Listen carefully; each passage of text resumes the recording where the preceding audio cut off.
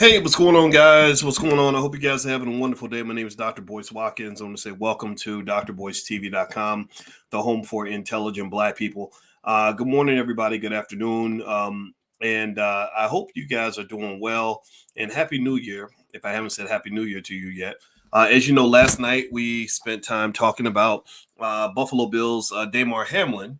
And Damar Hamlin, in case you don't know, he passed out on the football field and he had to be resuscitated. They had to give him CPR. CPR is typically what they do when your heart has stopped or you have become unconscious. So Damar, my heart goes out to him. My prayers go up for his family. Of course, all of us, are feeling bad for him. And I wanted to kind of talk about some of the stuff that I know the media isn't going to really talk about with this Damar Hamlin thing. I think that every situation is God's window into the possibility for knowledge and the possibility of understanding things on a deeper level. And I'd like to know, first off, I'd be curious to know. First, let's start with the big kahuna, the big elephant in the room. I'm not going to say the V word. I'm not going to say the V word because I ain't trying to get banned off YouTube. But and I'm not trying to jump into that space of being a quote unquote conspiracy theorist. But how many of y'all feel like the V? Don't put it in the chat, please, because I don't need them targeting our stuff. The vacation. Let's call it the vacation. How many of y'all feel that the vacation played a part in what happened with Damar Hamlin? Give me a yes or no. I mean, I know that people may not want to talk about it. I know that people may want to say, "Oh, no, you're just being a right winger and all that." You ain't got to be a right winger. I know a lot of people who are not right wing at all who would not go on the vacation, if you know what I mean, who didn't want to get that thing in their arm. How many of you feel like it could be connected? I'm not trying to say that this is right or wrong. I'm just asking because I'm hearing this a lot, right? I'm hearing a lot of people talk about Damar Hamlin and this idea of a 24-year-old having a heart attack, right? Now, let me say that again, 24-year-old having a heart attack. Let me say it again, 24-year-old having a heart attack. And does anybody remember the Surgeon General of Florida? Now, a lot of us are trained not to listen to him because he was a Republican, but the Surgeon General of Florida, and maybe it was political, I don't know. What was his name? His name was, let me see if he's still in office, and I'll recognize his name. Uh, yeah, Joseph A. Lapato, MD, PhD. He actually said that men between the ages of 18 and 38 should not go on the vacation. He said men between the ages of 18 and 38 could be vulnerable to potential heart issues if if this thing goes wrong. Let me look up this guy. Maybe this guy's a quack for all I know. Again, a lot of people won't listen just because he's a Republican or because somebody's a Democrat. I don't get into any of that. I'm going to listen to anybody who sounds like they might be right. And so let me see, Joseph Lapato. Let me look at his bio. I'd like to know where he got his degrees and credentials and all that. I know he's a Surgeon General for Florida. Well, that's all I know about him. He was born in 1978. He's an American physician. He attracted attention for spreading misinformation on the virus. Okay. He immigrated to the U.S. from Nigeria. He got a PhD and MD from Harvard University, and he served as a professor of medicine at NYU before being tenured at UCLA. So give me a yes or no. Based on what I read to you about this doctor, this Surgeon General for Florida, who's been labeled as spreading misinformation, who's being, who I guess during the pandemic they called him a quack, who got his. Pay attention. I'm gonna read this again. Give me a yes or no if y'all think he's qualified. Give me a yes if this sounds like somebody who's qualified. He got an MD and a PhD in health policy from Harvard University. Now, does Harvard just give away quack degrees? I don't know. Can y'all tell me, is Harvard a quack school? Is Harvard known for producing quacks? Or do you think he might be qualified? Give me a yes in the chat if you think this guy might be qualified to have at least an opinion worth listening to. He was a professor of medicine at NYU. He got tenure at UCLA. This is deep. This is deep to me because it's extraordinary how people who are really solidly credentialed, extremely qualified, are being sort of squashed out by propaganda and politics. It's like because you don't say what we want you to say, everything you've done, including going to Harvard and being on the faculty at NYU and getting tenure at UCLA, none of that is valid now because now you're spreading misinformation. Maybe you're just spreading alternative information that people might want to listen to and people might want to hear. I don't know about you, but I'm going to listen to them. Another person I'm going to listen to that a lot of black folks don't want to listen to anymore is people like Dr. Ben Carson. Ben Carson, I don't vote Republican. I never have. But Ben Carson, if you look at his credentials, Ben Carson was one of the best surgeons on the planet. And it's only propaganda and simple-minded thinking that will lead us to say that he's garbage and he's unqualified because he's in a different political party than you. Don't get caught up in that stuff, because neither one of these parties cares about you. Give me a yes if you can at least hear what I'm saying. I'm not saying you got to agree. Just give me a yes if we can share perspectives where we disagree and we can still look for common ground. So let me tell you a little bit about what got me with Damar. Do me a favor, everybody, if you haven't done it yet, could you please hit the thumbs up button, thumbs up, share, subscribe. You're watching drboystv.com, the home for intelligent black people. Our goal is to think. And I decided to take time to do a podcast on Damar Hamlin, again, to follow up. Yesterday, Jeff Lightsy Jr. and I, Jeff Lightsy's with Ball Sports, we talked about this for a couple hours last night. I decided to follow up just to sort of dig deeper into some of the thoughts I've been having about football.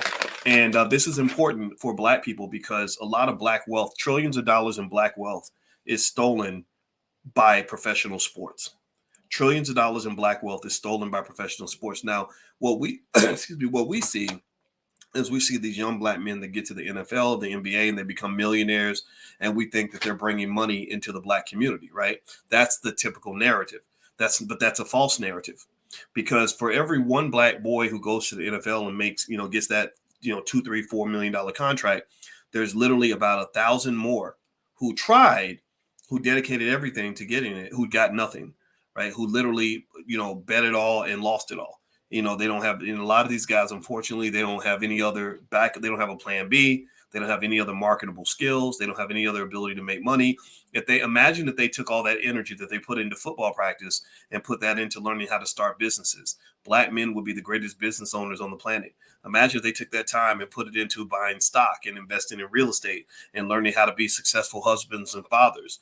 We would have a much better community. So professional sports is not a win for the black man. It really, it doesn't mean I hate sports. I like sports. Sports were fun, but sports is not, it just doesn't win. Even the people that think that they win have actually lost. It's what they call the winner's curse. There's a term for that in economics. They call that the winner's curse, where you think you won, but really you lost. You think you got the prize, but really you got the booby prize. So let me give you a couple little things that you should know as you're, when your sons get recruited to play local football or playing the Pee Wee leagues and all that. And there's nothing wrong with that, but I just want you to be fully informed as you make those decisions. How many of you, give me a yes or no if you knew that NFL players have a much shorter lifespan than the general population? Anybody know that? Anybody know? How many of y'all knew the NFL players die younger than everybody else? And I'm not talking about a couple months younger, and I'm not talking about a couple of years. I'm talking about significantly younger. Did you know that? The average lifespan in America is 77 years old. That's how long the average American lives, 77 years. For men, it's a little bit lower. For black men, it's lowest, maybe about 72 years. The average lifespan of an NFL player is 59 years old. The average NFL player dies about 15 to 16 years earlier than the average American citizen. Did y'all know that? How many of you are hearing what I'm saying? Are you hearing what I'm saying? So if your son plays football and he achieves his dream of becoming an NFL athlete, he's going to probably die a couple of decades younger than other players. Now, there are some guys I know who played in the NFL. I know a lot of guys who played in the NFL. Curtis Conway, one of my good friends. He played for the Chicago Bears. He's very good. Robert Smith was smart. Robert Smith walked away from the NFL early, and they said, well, why would you stop playing football? This is a great opportunity. Well, Robert Smith could see the long game. Robert Smith said, I don't want to have brain damage and grow old with all these problems, these health problems, and I don't want to sacrifice the last 15, 20 years of my life for, an extra season on the field. Dr. Myron Roll. Dr. Roll sent me a copy of his new book called the 2% way. I have no idea what's in that book. Sorry, Myron. I appreciate you sending me the book, brother, but I didn't read it.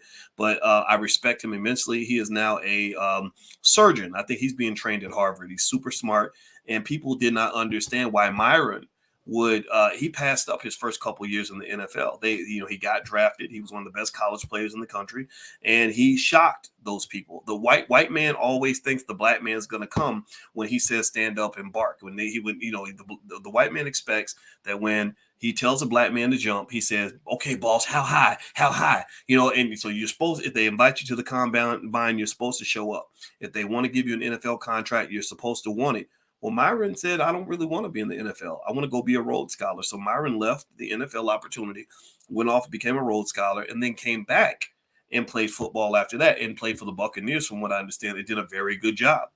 And I love that. I love that move. To me, I can relate to that. That's a boss move. That's what I call an intelligent boss move. IBM, that's an IBM. An intelligent boss move is where you're intelligent, you're strategic, and you're courageous in the choices that you make. That was an intelligent boss move. That was what you might even call an alpha move, in the sense that he's shaping his own pathway. He's not doing the beta move of following behind whatever somebody else is doing or what somebody's always telling him to do. He made his own decision, and I respect him immensely for that. So, because not only was he a great athlete, he was also enough of an IBM that he actually is now a great doctor, and he has a great life in front of him because he made the right choices. Let me give you some more facts about being an NFL player. That this relates to what happened with this brother Damar Hamlin, and I'm gonna talk about that. Before I do that, could you do me a favor and please hit the thumbs up button? Make sure you subscribe. Also hit the notification bell so you'll be notified when we go live. And I want to remind everybody that I actually have a new book out called The 10 Commandments of Black Economic Power. If you go to boycewatkins.com, you can get a copy of the book. It'll be sent to your house. It's all basically laid out in terms of how to get your family on code to build generational wealth. And it's a simple 10-step process that you can implement in terms of 10 rules. And if your family follows these rules, they will build wealth in a significant way. So feel free to go to boycewatkins.com to take a look. Hit the thumbs up button, share, subscribe, and all that stuff. All right. The other thing that you may or may not know about becoming an NFL player is, did you know that, give me a yes or no if you knew this, that NFL players are 3 times more likely to develop Alzheimer's than the general population? Does anybody know that? So if you sign your son up for football and he loves it and he achieves his dream of being an NFL player, he has a much, much higher likelihood, a 300% increase in his likelihood of getting Alzheimer's. Just not to say you shouldn't play football. I'm just saying that you should, make sure you know what you're getting into, right? Because there have been 3,300 lawsuits, 3,300 lawsuits from different families that are basically claiming that they're these guys who achieved their dream of playing in the NFL, which turned into a nightmare, that they are experiencing significant psychological and physical damage as a result of their years on the field. 2,000 former NFL players are suing because they have advanced stage dementia. Now, do you want to know what the symptoms of dementia are? Does anybody know? Give me a guess if you know what dementia is. And here's what it feels like to have dementia when you are in your 30s, 40s, or 50s. Let's see here. Some signs and symptoms of dementia: memory loss, poor judgment, confusion, difficulty speaking, understanding, and expressing thoughts, or reading and writing. Maybe Herschel Walker could be a candidate. Who knows? Wandering and getting lost in a familiar neighborhood. So you're in your neighborhood and you don't even know how to get around. Trouble handling money responsibly and paying bills. Repeating questions. Types of dementia. Let's see here. They got different types of dementia out here. So I'm not going to read all the different types. Some warning signs of dementia. Let's see. There's an infographic here that I found. Let me see if this infographic helps.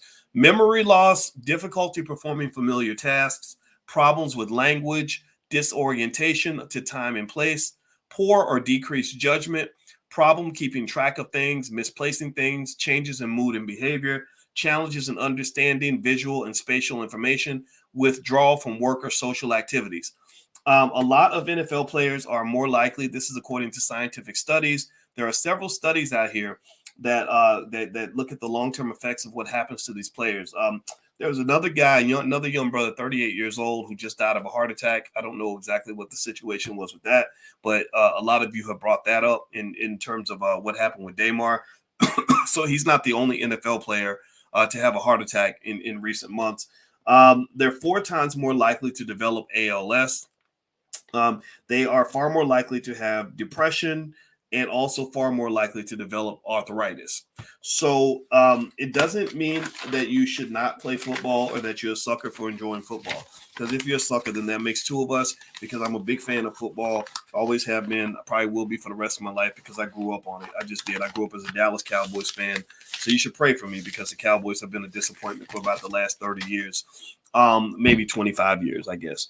But maybe this year will be different. But they always buckle in the playoffs. But still, I really think that you may want to talk to your sons and at least make sure that they are aware of the consequences of playing football, and also aware that there are a lot of sports that black men can be really good at. Like, I think we can be good at anything. I think we were great at baseball. I heard that my biological father was really good at baseball, and I wish I had known him so he could have taught me how to play, because I would have enjoyed baseball. I would have enjoyed golf. I wish somebody had taught me how to play golf. I think I would have been a great golfer, but I didn't have anybody. I didn't know how to play until I was in college, and so ultimately I would say for parents that have little athletes in your family, that your biggest challenge as black people, one of your biggest challenges is that you have the best athletes in the world. There's nothing like the African-American athlete. And I believe that 400 years of slavery, oppression, Jim Crow, forced breeding, let's keep it 100, where they were breeding slaves and all this other craziness that they won't pay you reparations for, that turned you into super athletes. I grew up as a kid where I rarely ran into a white boy who could outrun me. There was never a white boy who could actually sprint faster than me, and that was my Nigerian blood coming out. I'm 40% Nigerian, Igbo to be specific, and but then I'm like, I got a little British Irish in me, so I think that was a part of me that slowed me down a little bit. But that was a slave master sneaking into the barn.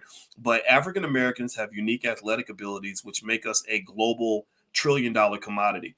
And I don't understand why on this earth, for the life of me, why we haven't been able to extract the value from our own commodity that's right there in our backyard. I have no idea why we somehow think that we need to connect with what white folks have built in order for us to display our talents. Again, I keep telling you guys, the Buffalo Bills, I think, were bought for about $20,000 or $25,000 or something, and now they're worth billions of dollars. The Green Bay Packers were bought for $100.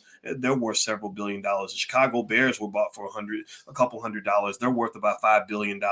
So what can you create now that'll be worth $5 or $10 billion in a couple of generations from now? It doesn't make any sense. So you have all the power, you have all the talent, you have all the resources. Why not use them in a way that benefits more than just a couple of people? Why not have it benefit the whole community instead of you being in a position of subordinated begging, where you're begging them to give you a chance to take 1% ownership in the NFL team? And Jerry Jones is basically, he says, yeah, I know, that I'm a racist, but I'm gonna still spit in your face because you have no power up in here. So you're bowing to Jerry Jones instead of actually walking away from all that and creating something of your own. That's a mindset issue. That's a Stockholm syndrome. That's an economic version of Stockholm syndrome, where if you don't liberate yourself from that, then you'll never have any real economic power in this country.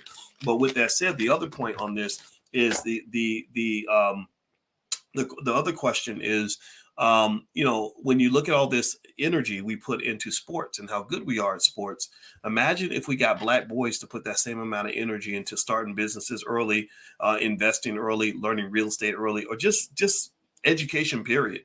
I think that black people should educate our own children. This is one of our core beliefs in the Black Business School. We built this on our own. I don't care what the rumors and the myths are and the whatever people spread rumors or whatever when they get jealous or whatever. It doesn't matter. I don't care. I don't pay attention to Negro naysayers. But we did this on our own. We are 100% black owned.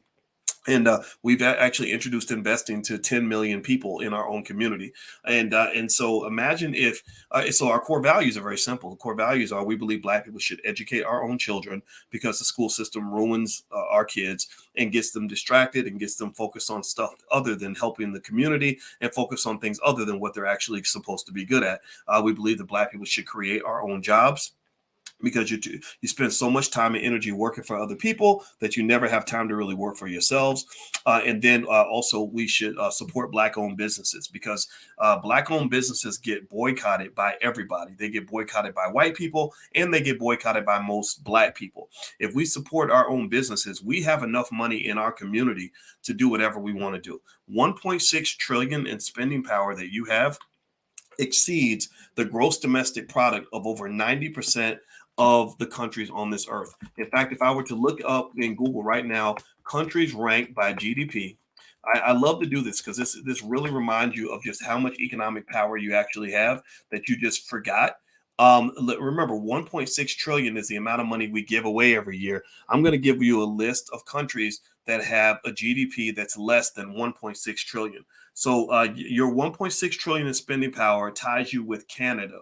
Black people have enough income that literally we tie with Canada, the Canadian GDP. Canada is the 10th wealthiest or 10th highest income country on this planet in terms of GDP. We tie with Canada. So if we were a country by ourselves, we would be in the top 10 on earth in terms of income. Next, below Canada, with the countries that we beat, the countries that we have more money than, Russia, South Korea. We have more than Australia. We have more than Spain, Mexico, Indonesia, Turkey, the Netherlands, Saudi Arabia, Switzerland, Argentina, Sweden, Poland, Belgium, Thailand, Iran, Austria, Norway, United Arab Emirates.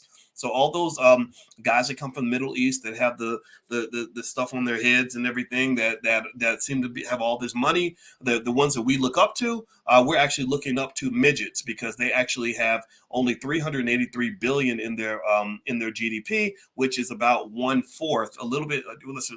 That's approximately a little bit less than 1/4 of what Black spending power has. So we're richer than they are.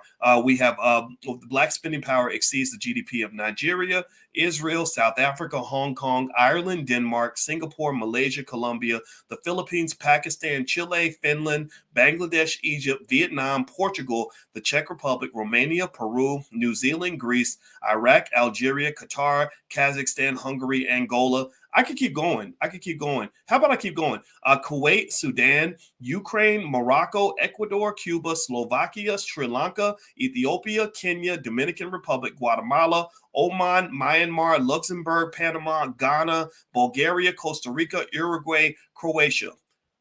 That's how much spending power you have. That's how much money Black people have. Stop letting people tell you that you're poor. You're not poor. You're very, very rich. You're very rich. And what you're lacking is um, the mindset of let's go back to that term IBM, intelligent boss moves. That was something I came up with when I was working with Dame Dash back in the day. I said, let's call it, we did a little thing where we did a bunch of lectures together, because he came with his perspective from building Rockefeller and everything else. And I like Dame. Dame has a different personality from me, but I liked working with him. And I came in with the sort of scientific breakdown of what he was actually saying. And me working with Dame actually came from a call I remember getting from Charlemagne the God, when Charlemagne reached out because Dame had gone on to the Breakfast Club.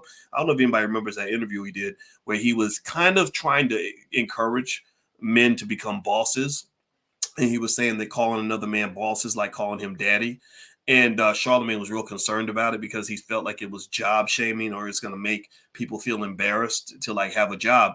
And I said, well, what Dame, I said, I'm not going to contradict what Dame said. I'll come on and I'll talk about it and I'll put it into context, but I'm not going to contradict what he said, because I think that we need to be challenged to man up a little bit and sort of realize that we're sort of bowing to people who don't have what we have. Like, you got all the juice, but for some reason you're bowing to people who have zero juice at all, who literally come to your juice stand to get juice on their own. I said, but at the same time, we got to talk about it in a way that actually makes sense, so we can add it up in terms of strategy, what that actually looks like. So go back to that term, intelligent boss move. So that was what I created with Dame, and I pitched, I laid this out for him, and he liked it. And I said, because the three words mean something. I said, to be successful in this country, in a competitive society, you have to have those three things. You've got to have intelligence. You can't be stupid. So you can't have a culture that's anti-intellectual. If you have a culture that devalues intellectualism and only values ignorance, then you're going to have an ignorant culture, and ignorant people are going to be the ones leading your community, which is going to put you in a bunch of ignorant positions. Also, the B stands for boss. Boss means basically having the courage to carve your own path. right? Not feeling like you got to fit in, not feeling like you got to go along with the trends, go along with the fad, or do what everybody else is doing. To me, a boss is a person that can go say, you know what, I need to go in this direction. And because that's what I concluded on my own. That's between me and God. Me and God told me I got to go in this direction. And that's the direction I'm going to go. And then moves means that once you figure it all out, once you understand what's going on, you have the intelligence, and also you have the courage, you got to make a move. You got to get something done. You can't just sit still. So ultimately, if you go back to this, that's what really I think is part of the secret sauce that we're missing, right? You've got the money, you've got all the money that you need, but the question is, can you be an IBM? Are you able to make intelligent boss moves in your family that are going to allow your children to bust out of all this nonsense?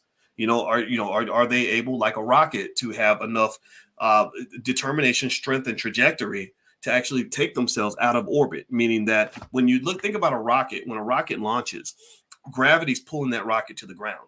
The rocket's fighting against a couple of forces. One, it's fighting against gravity, which wants to pull it down, right? So if the rocket doesn't know which way it wants to go, then the rocket's going to wiggle, and then eventually it's going to fall back to the earth.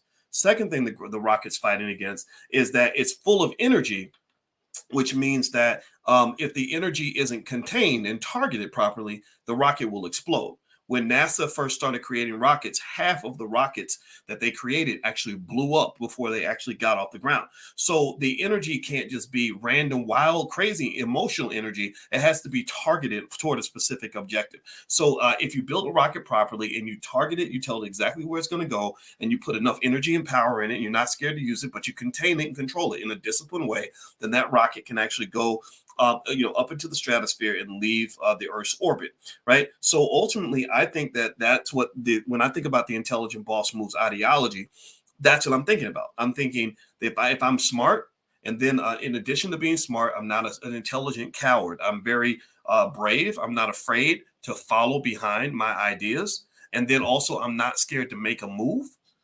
Then I'm like that rocket. Boom, you're not gonna stop me. I have a lot of energy. I'm not scared to use it. I know exactly where I'm going. You ain't gonna stop me. You're gonna need something a whole lot more than an atmosphere to slow me down. And to me, when I think of the atmosphere, I'm thinking about all the negatory that exists in the community. I'm thinking about all the ignorance that exists. I'm talking about all the stuff where you're watching stuff on TV, reality shows, or you're looking at stuff on the internet, or you're seeing stuff in hip hop videos where you're like, that is not the culture I want to be a part of. That's not a good culture. That's a death culture. That's why all the rappers get killed every single week. That's why people are, going through all kinds of terrible situations, getting locked up. That whole situation with Tory Lanez and Megan Thee Stallion, just ghetto as hell. You drunk at a Kardashian party, and he's shooting her in her foot. And like, why are you dating a thug? Why are you shooting your girlfriend? Where's your daddy at? What makes y'all think this is a successful life? This is not a successful life. You getting shot at and you going to jail. Both of y'all are in a bad situation. This is not a healthy existence. So really, I think overall, when I think about sports, I think about the fact that we have so much ability in that area and so much opportunity there, that if you had, sure, you're gonna still have your LeBrons, you're still gonna have your Jordans and your great athletes that are gonna come out of the Black community. We're always gonna be the best on earth at sports, at least for a very long time. But you also need to have your Black Jerry Joneses, who want to own the league, or who want to start the sports teams. You got to have your Black business owners. You got to have your Black Mark Cubans who say, I'm going to be a billionaire, but it won't be because I ever dribbled a basketball or threw a football. It's going to be because I built a business and I created an empire, and I employ 5,000 people that all work for my company. Where's the Black Elon Musk? Where's the Black Mark Zuckerberg? Where are the Black people that are developing the industrial infrastructure necessary for us to have true economic power? I believe that some of those individuals are distracted by either sports or thug life, right? Thug life, ignorant life, whatever, right? So, so some of your smartest, most capable Black men, who your greatest leaders, are in prison, and some of them are just showing their greatness on the football field, but not showing it in any other area of life. And so when I look at Damar Hamlin and that thing that happened to him, I'm gonna tell you like this. I'm gonna be honest with you. Let's go back to what you guys were saying earlier. Actually, before we go back to that, do me a favor. Could you please hit the thumbs up button? Thumbs up, subscribe. Make sure you hit the notification bell, and that really helps the platform a lot. I'd appreciate that very much. So with Damar Hamlin, I'll go back to the first point people were making. Some people were saying that it could be connected to whether or not he got that vacation, he got that jab. I don't know. I'm not going to assume one way or the other. I think that's up to you to speculate on. But here's what I will say, and I have not said this publicly before, but I'm about to say it right now. I have a person that is very, very close to me who is very apolitical. He's not a guy that wants to ruffle feathers. He's not a guy who is out trying to be a right winger or left winger. He's just living his life, taking care of his family. So he went and got one of those shots. He was about 38 years old, right in that warning range that the Florida Surgeon General warned about, where he said men in this age range are susceptible to heart conditions, heart issues as a result of getting, that shot. And he had to get 2 doses. He got the first one. He had to get rushed to the hospital for heart issues. And I asked him, I said, so what happened? Like what, and he's not a person that scares easily. He's not controversial. All I know is that something happened with his heart. And I also know that when I asked him, I said, are you going to go back and get the second one? He said, hell no. Right. And you can take it for what you want. People maybe can assume that I'm spreading misinformation or whatever. I don't care. I personally think that you should be ashamed of yourself if you were participating in any of the suppression of ideas that needs to happen in a critical time like this. People need to be in a position where they can make their own decisions. And that was not what we saw during the pandemic. And it was proven that a lot of the things that they were telling people was absolutely dead wrong. When you think about this kind of thing, I mean, again, this Florida Surgeon General, this guy, Dr. Joseph Ladapo, let me tell you, this is how deep the propaganda goes. They literally, in the first page of his Wikipedia, it says he's an American physician who's the Surgeon General of Florida. He has attracted attention and promoting hesitancy when it comes to the jab. I'm not going to say the V word, but y'all know what I'm talking about.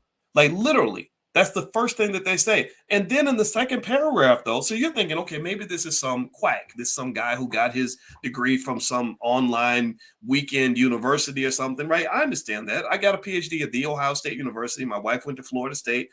We understand the difference between people that went through tough programs versus people that just kind of got an honorary degree or something, right? So I'm like, okay, what are his credentials? This guy got a PhD and a medical degree from Harvard.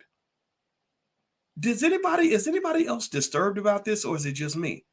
That they can literally take a guy who got a PhD, MD from Harvard, and people who are not nearly as qualified as him can say, oh, well, don't listen to him. He's a quack. He's spreading misinformation. Did you prove it? Where's your proof? Did you prove that he went to Harvard? He was on the faculty at NYU. He made tenure at UCLA. And you're still telling me, like, do you understand that when you're trying to discredit all your political enemies, you're also discrediting your own institutions? You do understand that. Like if I say, well, Harvard ain't nothing. Harvard's full of Harvard. They only give doctorates to people who are spreading misinformation. Well, now you're basically making me say, okay, well, Harvard must not be a very good school. But we know that that's not true. That's how far they're going with this. And it bothers me a lot. I just really wish people were allowed to explore all the ideas without being labeled.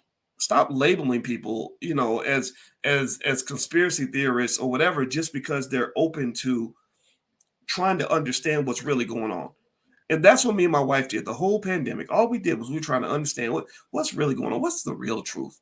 Because I don't trust none of these people. You hear the right wing stuff. Some of it sounds crazy. You hear the far left stuff, and it's like, good Lord, man, like stop it. And so I say we the country should be divided. I think you got to take the extremists, let them all go fight it out in the street, and then the regular people, I think, should sit at home and get information from every valid source that you can find. Because I still have not had them explain to me how a 24-year-old kid just drops from a heart attack on the football field. I'm not saying it's related to that. I'm just saying I'd like to know what happened. How did that happen? Am I crazy for asking that question? I don't know. All right, guys, I'm gonna get out of here. Thank you all for listening. It was fun talking to you. Don't forget my book is out. It's the 10 Commandments of Black Economic Power. If you'd like to take a look, feel free to go to boycewatkins.com. And also I'm doing a tour with on the book where I'm going to do a deep dive training in several different cities, and I'll let you guys know when that's going to happen. Also, if you want to teach wealth to your kids, we have some really great financial flashcards for children that you can take a look at financialflashcards.com. And also we have financial workbooks for children that you can also take a look at. We cover all the different grade bands. We actually got together with some Black experts to create flashcards and workbooks to help you teach your kids economics at an early age. The workbooks are at financialworkbooks.com. So financialflashcards.com, financialworkbooks.com. The sister says, come to Philly. I will be in Philly. Philly was one of my favorite cities, so I definitely am coming to Philly. But I'm only going to 7 cities this year because traveling is just takes a lot of time. All right, guys. So have a good day. God bless you, and I'll see you soon. Take care now. Peace.